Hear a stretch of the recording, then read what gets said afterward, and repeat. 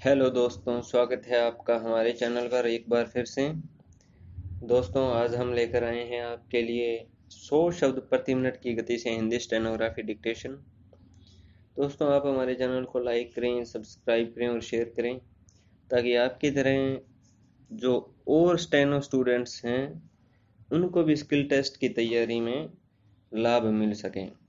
दोस्तों, शुरू करते हैं 5 सेकंड बाद 100 शब्द की गति से। जलवायु परिवर्तन ने दुनिया भर में हिंसक प्रवृत्ति को बढ़ावा दिया है। इससे हर कोई लगभग सहमत हो चुका है। अब जो नया खुलासा हो रहा है वह चौंकाने वाला है। जलवायु परिवर्तन का सबसे ज़्यादा असर यौन हिंसा के रूप में तब्दील हो रहा है। महिलाएं और लड़कियां इसकी सबसे ज़्यादा शिकार हो रही हैं। उन्हें इसकी न केवल कीमत चुकानी पड़ रही है बल्कि हिंसा का शिकार भी होना पड़ रहा है। International union for the conservation of nature ने हाल में जारी रिपोर्ट में कहा है कि जलवायु परिवर्तन के कारण महिलाओं और लड़कियों के प्रति होने वाली हिंसा में इजाफा हुआ है। रिपोर्ट कहती है, गरीब देशों में जलवायु परिवर्तन को रोकने में सरकारें विफल ही रही हैं। इसके कारण संसाधन बर्बाद हो रहे हैं।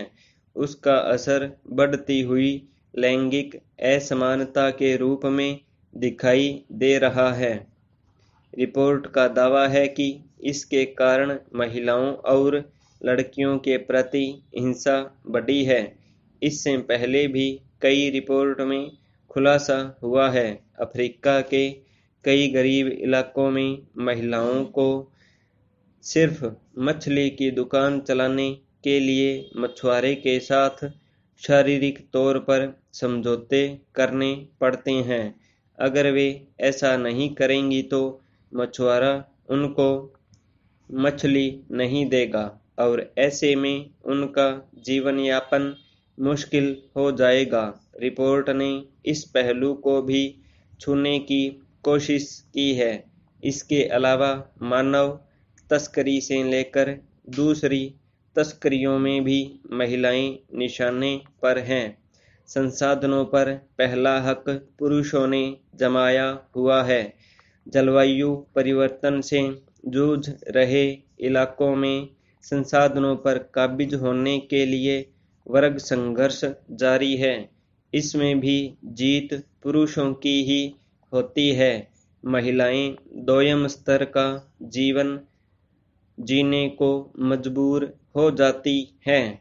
उनके जिम्मे सिर्फ पानी, भोजन और जलाने के लिए लकड़ी का इंतजाम रह जाता है। इन इंतजामों में भी उन्हें हिंसा का शिकार होना पड़ जाता है। यह हिंसा भी कई तरह की है।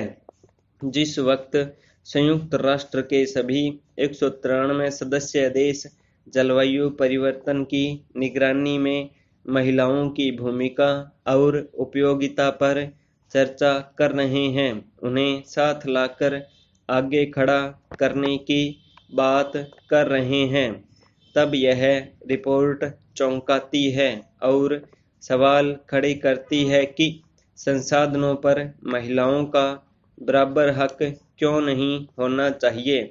शायद अब वक्त आ गया है जब हमें अपने लैंगिक व्यवहार को फिर से समझना होगा। पुरुषों को संसाधनों पर हक जमाने की आदत छोड़नी होगी, तभी हम महिलाओं के साथ खड़े हो सकते हैं। प्रकृति के प्रति शुरू हुई हिंसा महिलाओं तक पहुंच गई है। वह समय दूर नहीं जब हम इसके शिकार खुद हो जाएंगे। वक्त संभालने का है और संभलने का है और महिलाओं को साथ लेने का है। क्योंकि जलवायु परिवर्तन को समझने और महसूस करने की क्षमता सबसे ज़्यादा महिलाओं में है। उसे सहेजने की सहजता भी उनमें है। उनके प्रति हिंसा नहीं बल्कि सहृदयता होनी चाहिए, तभी प्रकृति बचेगी और हम भी।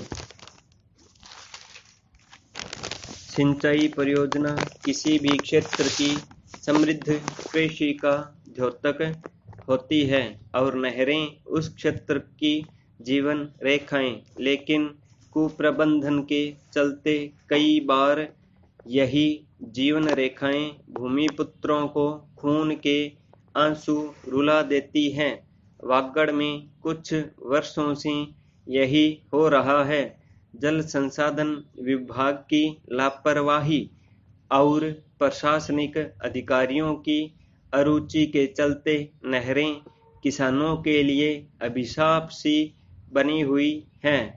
माही बजाज सागर परियोजना, सोम कमला, अम्बा बांध, लोडीसर, माही बजाज, अमरापुरा, मागरिया, सब जगह हालात हैं ऐसे ही। हर साल जल प्रवाह से पूर्व जल वितरण समितियों की बैठकों में बांध और नहरों की स्थिति, मरम्मत और सफाई प्रबंधन आदि पर चर्चा कर सर्वसम्मति से जल प्रवाह की तिथियां तय करनी होती है, लेकिन अधिकारी मनमानी करने से गुरेज नहीं करते। किसान इन बैठकों में जर्जर व मलबे से अटी पड़ी नहरों की समस्या को चिल्ला चिल्ला कर बयां करते हैं, पर इन पर ध्यान नहीं दिया जाता। पाबंद किए जाने के बावजूद जल संसाधन विभाग के अधिकारी किसानों से फीडबैक नहीं लेते। फिर जल प्रवाह के साथ सीपेज और ओवरफ्लो शुरू हो जाता है। नहर के अग्र छोर में खेत के खेत जलमग्न हो जाते हैं और मेहनत पर पानी फिर जाता है। वहीं अंतिम छोर के काश्तकार पूरे सीजन पानी की एक बूंद का इंतजार करते रहते हैं। माही परियोजना और सोम कमला, आंबा बांध नहरों की दशा सुधारने के लिए पिछले कुछ सालों में सरकार ने करोड़ों रुपए स्वीकृत किए, लेकिन जमीनी हकीकत सबके सामने है। समस्या बजट की नहीं बल्कि इच्छा शक्ति और किसानों की पीड़ा के प्रति संवेदनशीलता की कमी की है। जल वितरण समितियों की बैठकों को औपचारिक होने से रोकना होगा। नहरों में जल प्रवाह के साथ हर खेत तक पानी पहुंचाने के लिए जवाबदेही तय करनी होगी और सफाई के लिए मनरेगा के मास्टर रोल जारी कर इतिश्री करने की प्रवृत्ति बंद कर काम की पूरी मॉनिटरिंग करनी होगी, तभी भूमिपुत्रों को सिंचाई सुविधा का पूरा लाभ मिल सकेगा। यह सही है कि शिक्षा रोजगारोन्मुखी होनी चाहिए, किंतु इसके लिए कोचिंग कक्षाओं को प्रोत्साहन उचित नहीं है। कोचिंग कक्षाएं तो केवल व्यावसायिक कॉलेजों में प्रवेश परीक्षाओं में आवश्यक अंक प्राप्त करने के लिए मार्गदर्शन ही दे सकती है। प्रवेश उपरांत उनकी उपयोगिता समाप्त हो जाती है। छात्रों का उनकी रुचि तथा योग्यतानुसार पाठ्यक्रम चयन के दिशा निर्देश विद्यालय स्तर पर ही दिए जाने चाहिए। इस समय देश में कहीं धरने दिए जा रहे हैं तो कहीं प्रदर्शन हो रहे हैं तो कहीं रैलियां निकल रही हैं। इन धरने प्रदर्शनों और रैलियों से आम जनता परेशान रहती है, लेकिन इस बात से नेताओं और संगठनों को कोई फर्क नहीं पड़ता। मुझे यह बात समझ में नहीं आती कि जनप्रतिनिधि ऐसे मुद्दे क्यों उठाते हैं जिससे देश में सामाजिक समरसता को ठेस पहुंचे। क्या विकास से जुड़े अन्य मुद्दों पर बात नहीं हो सकती? आज महिलाएं हर क्षेत्र में पुरुषों से कंधा मिलाकर चल रही है, चाहे वो खेल हो, चिकित्सा हो या फिर सेना या राजनीति का क्षेत्र हो। लेकिन गांवों में आज भी महिलाओं की स्थिति जस की तस बनी हुई है।